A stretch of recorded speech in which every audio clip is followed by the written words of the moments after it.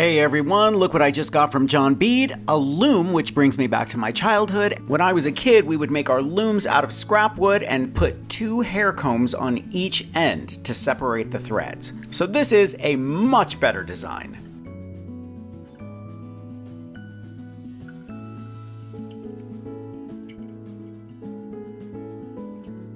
They also included clamp ends in different metals with different closure findings. Perfect for the loom beading we're doing today. I'll make sure to leave links for everything I'm using today.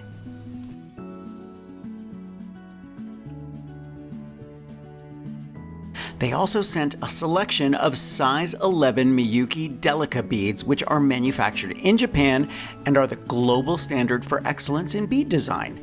Because they're cylindrical in shape, it allows for a flat surface when they're stitched together. The first thing I'm doing is planning out my design. I used color pencils to match the colors of my beads, and then I draw it out. Next, I'll set up the warp threads on my loom. This design is 13 beads wide.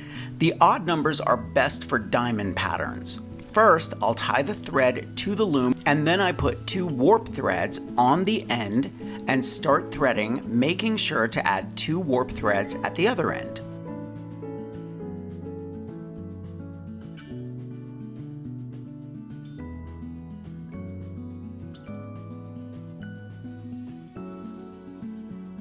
Next, thread your beading needle and run it through some beeswax. This will keep the thread from tangling. Tie it to the double warp thread on the end, but don't cut it. Leave the tail. Now add your first row of beads according to your design. Secure each bead between the threads from the underside and then thread the needle over the warp threads in the opposite direction. Don't worry if it's not super tight, we'll tighten it up on the next row. You just want to make sure they're secure. Add your second row, go over the top, and you can start tightening up the first row. Now continue with your design, following your pattern carefully.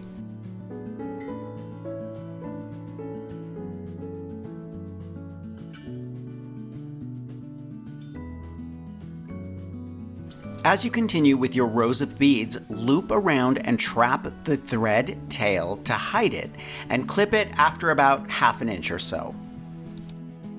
When you're nearly out of thread, go through the rows of beads back and forth and tie a half knot on the end thread. Then clip the excess.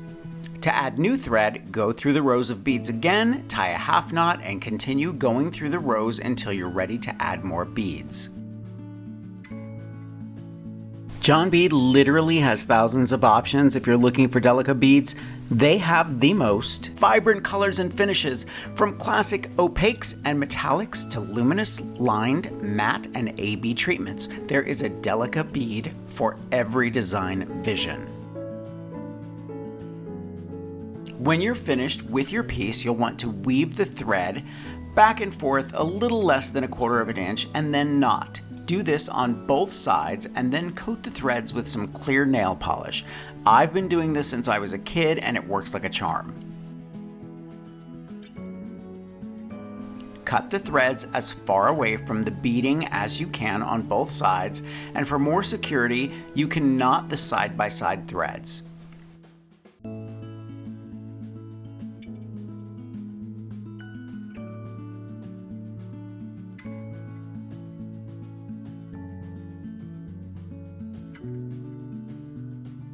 Now clamp the woven thread inside of the ribbon clamp using flat nose pliers and making sure there's really good contact between the teeth of the clamp.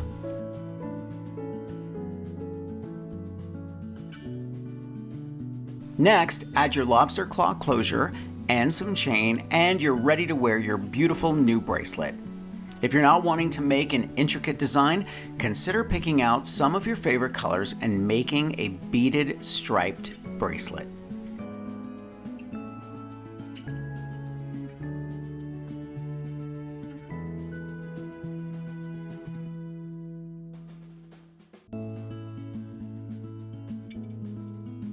I'm going to leave a link for everything I used for this project in the description below. Thumbs up if you like this video, leave me a comment and I will get back to you. Subscribe to my channel if you haven't already and press the notification bell so that you know I have a new video. And if you want to see projects I don't share anywhere else, check me out on Patreon. I'll leave a link for that as well. If you want inspiration, grab one of my craft books. I think you'll like the Big Ass Book of Crafts, and I'll see you real soon. Bye everybody.